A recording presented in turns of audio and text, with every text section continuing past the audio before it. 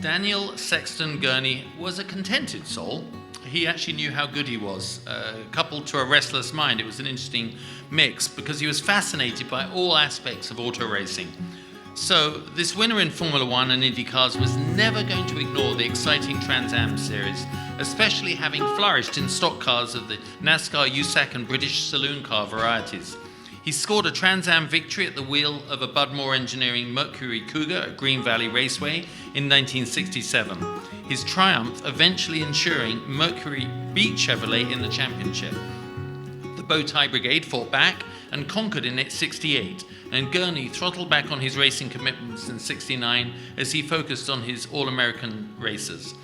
And it was AAR with whom Plymouth entered its work-backed Limelight Barracudas in 1970, with Swede Savage full-time and Gurney entering a second car when Mopar's diminishing enthusiasm, which was short for dwindling funding, allowed. Savage's best result in 1970 was a runner-up finish at Road America, and the program closed at season's end with Savage and Gurney coming home 4th and 5th at Riverside. Accepting on his behalf is Ray Evenham.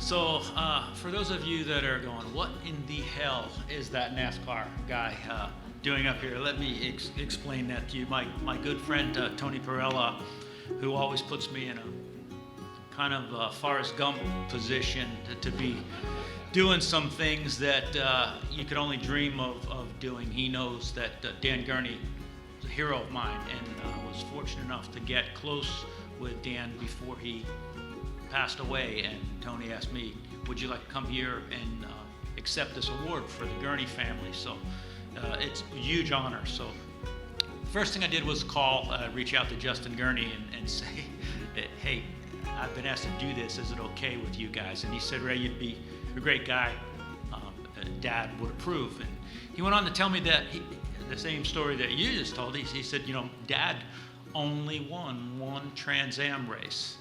He said, but he told me it was the toughest race that he ever ran. It wasn't Budmore's Cougar, it was at Green Valley in Texas, but it was like 110 degrees that day. And they had holes in the firewall because the engine was running hot. Typical deal, Bud Moore and the guys back there, well, hey, don't cook my motor, cook the driver, let the hot air blow in on them.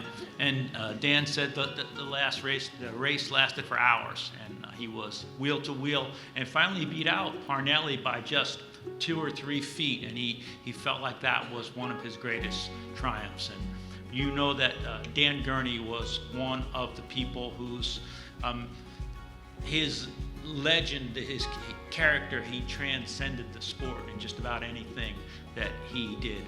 And on behalf of the family, Tony, they want to thank you very much for what you've done. And the other Trans Am competitors, the people that are being inducted tonight, they wanted to say thank you very much, and they're honored that Dan Gurney is part of this class. So thank you very much.